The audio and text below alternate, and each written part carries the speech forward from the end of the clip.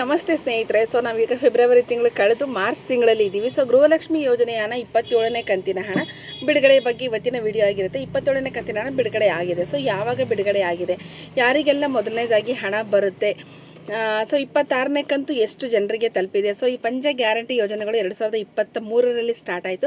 So ಅಲ್ಲಿಂದ ಇಲ್ಲಿಯವರೆಗೂ ಅವರು ಎಷ್ಟು ಹಣವನ್ನು ವೆಚ್ಚವನ್ನು ಭರಿಸಿದ್ದಾರೆ ಅಂದರೆ ನಮ್ಮ ಒಂದು ಕುಟುಂಬಗಳಿಗೆ ಎಷ್ಟು ಪಂಚ ಗ್ಯಾರಂಟಿ ಯೋಜನೆಯಲ್ಲಿ ಎಷ್ಟೆಷ್ಟು ಹಣವನ್ನು ಮೀಸಲಿಟ್ಟು ಇಲ್ಲಿವರೆಗೆ ಒಟ್ಟಾರೆಯಾಗಿ ಎಷ್ಟು ಹಣವನ್ನು ಖರ್ಚು ಮಾಡಿದ್ದಾರೆ. ಸೊ ಇದು ಎಲ್ಲದರ ಒಂದು ಮಾಹಿತಿಯನ್ನು ಕುರಿತು ಇವತ್ತಿನ ವಿಡಿಯೋನ ಮಾಡ್ತಾ ಇದ್ದೀನಿ. ಸೊ ವಿಡಿಯೋನ ಎಲ್ಲೂ ಸ್ಕಿಪ್ ಮಾಡಬೇಡಿ, ಕೊನೆವರೆಗೂ ನೋಡಿ ಅಂತ ಹೇಳ್ತೀನಿ ಸ್ನೇಹಿತರೆ. ಸೊ ಇವಾಗ ವಿಡಿಯೋನ ಸ್ಟಾರ್ಟ್ ಮಾಡೋಣ. ಸೊ 26ನೇ ಕಂತಿನ ಹಣ ಬಂದು ಆಲ್ಮೋಸ್ಟ್ 31 ಡಿಸ್ಟಿಕ್ಗಳಿಗೂ ಹಣ ತಲುಪಿದೆ. ಪ್ರತಿಯೊಬ್ಬರಿಗೂ ಹಣ ಹೋಗಿದೆ, 26ನೇ ಕಂತಿನ ಹಣ ಹೋಗಿದೆ.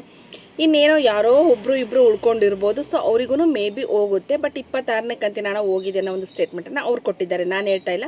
ಸೊ ಅವರು ಕೊಟ್ಟಿರ್ತಕ್ಕಂಥ ಸ್ಟೇಟ್ಮೆಂಟನ್ನು ನಾನು ನಿಮ್ಮ ಮುಂದೆ ಹೇಳ್ತಾ ಇದ್ದೀನಿ. ಸೊ ಅದಾದಮೇಲೆ 27ನೇ ಕಂತು ಬಂದು ಖಜಾನೆಯಿಂದ ಬಿಡುಗಡೆ ಆಗಿದೆ. ಅಂದರೆ ಅವರೇನು ಡಿ ಬಿ ಟಿಗೆ ಹಾಕಬೇಕಲ್ವ, ಸೊ ಅದು ಖಜಾನೆಯಿಂದ ಸೈನ್ ಆಗಿ ಅಲ್ಲಿಂದ ಡಿ ಬಿ ಟಿಗೆ ಬರಬೇಕು. ಸೊ ಖಜಾನೆಯಿಂದ ಬಿಡುಗಡೆ ಆಗಿದೆ. ಸೊ ಈ ಮಾತನ್ನು ಬಂದು ದಿನೇಶ್ ಗುಳಿಗೌಡ ಅನ್ನೋರು ಹೇಳಿದ್ದಾರೆ. ಸೊ 27ನೇ ಕಂತು ಸಹ ಬಿಡುಗಡೆ ಆಗಿದೆ. ಇನ್ನೇನು ಶೀಘ್ರದಲ್ಲೇ ಫಲಾನುಭವಿಗಳ ಖಾತೆಗಳಿಗೆ ಈ ಒಂದು ಹಣ ತಲುಪುತ್ತೆ ಅನ್ನೋ ಒಂದು ಮಾತನ್ನು ಸಹ ಅವರು ಹೇಳಿದ್ದಾರೆ. ಸೊ ಒಟ್ಟಾರೆಯಾಗಿ ಪ್ರತಿ ಕುಟುಂಬಕ್ಕೂ ಇಲ್ಲಿಯವರೆಗೂ ಎಷ್ಟು ಹಣವನ್ನು ಕೊಟ್ಟಿದ್ದಾರೆ ಅಂದರೆ ನಮ್ಮ ಒಂದು ಮಹಿಳೆಯರಿಗೆ ಬಂದು ಪ್ರತಿಯೊಬ್ಬ ಮಹಿಳೆಯರಿಗೂ ಯಾರೆಲ್ಲ ಗೃಹಲಕ್ಷ್ಮಿ ಯೋಜನೆಯ ಹಣವನ್ನು ತಗೊತಾ ಇದ್ದಾರಲ್ವ, ಸೊ ಅಂತಹ ಮಹಿಳೆಯರಿಗೆ ಬಂದು ಇಲ್ಲಿಯವರೆಗೂ 52,000 ರೂಪಾಯಿ ಹಣವನ್ನು ಗೃಹಲಕ್ಷ್ಮಿ ಯೋಜನೆಯಡಿ ಕೊಟ್ಟಿದ್ದಾರೆ. ನಿಜವಾಗ್ಲೂ ಇದು ಖುಷಿ ವಿಚಾರ ಅಂತಲೇ ಹೇಳ್ಬೋದು. 52,000 ಅನ್ನೋದು ಒಬ್ಬರಿಗೆ ಸಣ್ಣ ಮೊತ್ತ ಕಾಣುತ್ತೆ, ಬಟ್ ಅದೇ ನಾವು ರಾಜ್ಯ ಸರ್ಕಾರದ ಒಂದು ಇದರಲ್ಲಿ ನಿಂತ್ಕೊಂಡು ನೋಡಿದಾಗ ಎಷ್ಟು ಕೋಟಿ ಹಣನ ವೆಚ್ಚ ಮಾಡಿರ್ಬೋದು ಸರ್ಕಾರ ಅನ್ನೋದು ಗೊತ್ತಾಗುತ್ತೆ. ಸೊ ಹಾಗಾಗಿ 52,000 ಅನ್ನೋದು ತುಂಬ ಸಾಮಾನ್ಯ ವಿಚಾರ ಅಲ್ಲವೇ ಅಲ್ಲ. ಸೊ 52,000 ರೂಪಾಯಿಗಳನ್ನು ಪ್ರತಿಯೊಂದು ಕುಟುಂಬಕ್ಕೆ ಇಲ್ಲಿಯವರೆಗೂ ಕೊಟ್ಟಿದೆ. ಸೊ ಇದರ ಒಂದು ಮೂಲ ಉದ್ದೇಶ ಅವರು ಬಡತನವನ್ನು ನಿರ್ಮೂಲನೆ ಮಾಡಬೇಕು. ಸೊ ಹೆಣ್ಣುಮಕ್ಕಳು ಆರ್ಥಿಕವಾಗಿ ಸ್ವಾವಲಂಬಿಗಳಾಗಿ ಬೆಳಿಬೇಕು. ಅವರು ಪ್ರತಿಯೊಂದಕ್ಕೂ ಇನ್ನೊಬ್ಬರ ಹತ್ರ ಕೈ ಚಾಚೋ ಬದಲು ಅವರಿಗೆ ಒಂದಷ್ಟು ದುಡ್ಡು ಅಂತ ಬಂದರೆ ಅದನ್ನು ಸೇವಿಂಗ್ಸ್ ಮಾಡ್ಕೋಬೇಕು. ಸೊ ಬಸ್ ಶಕ್ತಿ ಯೋಜನೆ ಬಿಟ್ಟರು ಅದರಲ್ಲಿ ಬಸ್ ಚಾರ್ಜನ್ನು ಉಳಿತಾಯ ಮಾಡಿದರು.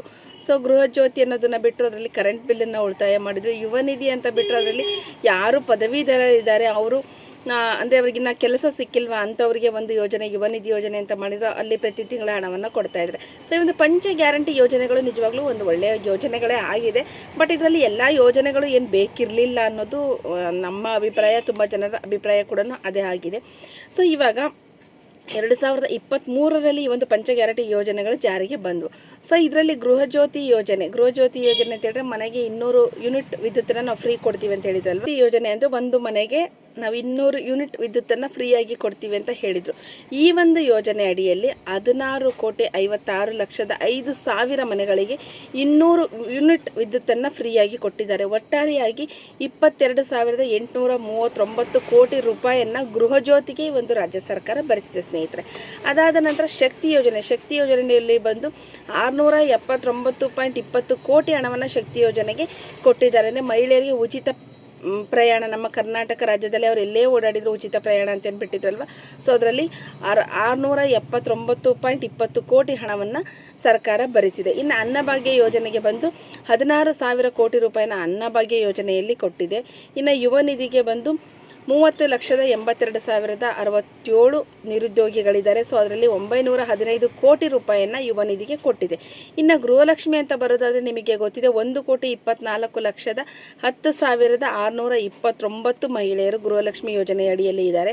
ಸೊ ಇವರಿಗೆ ಬಂದು ಇಲ್ಲಿಯವರೆಗೂ ಬರೆಸಿರ್ತಕ್ಕಂಥ ಮೊತ್ತ ಎಷ್ಟಿದೆ ಅಂತ ನೋಡೋದಾದರೆ 62 ಲಕ್ಷ ಕೋಟಿಗಿಂತ ಅಧಿಕ ಹಣವನ್ನು ಇವರು ಬರೆಸಿದ್ದಾರೆ ಗೃಹಲಕ್ಷ್ಮಿ ಯೋಜನೆಗೆ.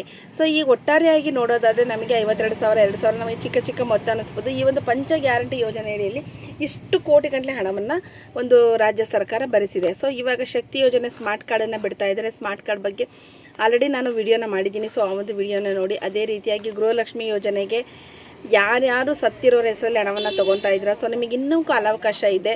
ನೀವು ಹೋಗಿ ಅವರ ಹೆಸರನ್ನು ತೆಗೆಸಿ, ಇಲ್ಲ ಅಂತೇಳಿದರೆ ಅವರ ಖಾತೆಯಿಂದ ಹಣವನ್ನು ಹಿಂಪಡಿತಾ ಇದ್ದಾರೆ. ಅದಾಗಿ ನೆಕ್ಸ್ಟ್ ಮುಂದಿನ ಕಂತುಗಳಲ್ಲೂ ಸಮಸ್ಯೆ ಆಗ್ಬೋದು, ಆ ಒಂದು ಕುಟುಂಬದವರಿಗೆ ಹಣ ಹಾಕಲಿಕ್ಕೆ ಸಮಸ್ಯೆ ಆಗ್ಬೋದು. ಸೊ ಹಾಗಾಗಿ ನೀವೇ ವಾಲಂಟರಿಯಾಗಿ ಹೋಗಿ ಹಣವನ್ನು ಏನಂತ ಹೇಳಿದರೆ ಅವರ ಒಂದು ಹೆಸರನ್ನ ಕ್ಯಾನ್ಸಲ್ ಮಾಡಿಸಿ. ಸೊ ನಿಮ್ಮ ಹೆಸರು ಸೇರ್ಪಡೆ ಮಾಡಲಿಕ್ಕೆ ಇನ್ನೂ ಅವಕಾಶ ಇದೆ, ನೀವು ಅದನ್ನು ಸದುಪಯೋಗ ಪಡಿಸ್ಕೋಬೋದು. ಬಟ್ ಸತ್ತವರ ಹೆಸರಲ್ಲಿ ತೊಗೊಳೋದು ತುಂಬ ತಪ್ಪಿದೆ ಅನ್ನೋದು ನನ್ನ ಅಭಿಪ್ರಾಯ. ಸೊ ಯಾರೆಲ್ಲ ಈ ಒಂದು ವಿಡಿಯೋನ ಕೊನೆವರೆಗೂ ನೋಡಿದ್ದೀರೋ ಪ್ಲೀಸ್ ಸಬ್ಸ್ಕ್ರೈಬ್ ಮಾಡಿ, ಸಪೋರ್ಟ್ ಮಾಡಿ ಅಂತ ಹೇಳ್ತೀನಿ. ಸೊ ಥ್ಯಾಂಕ್ ಯು ಎಲ್ಲರಿಗೂ.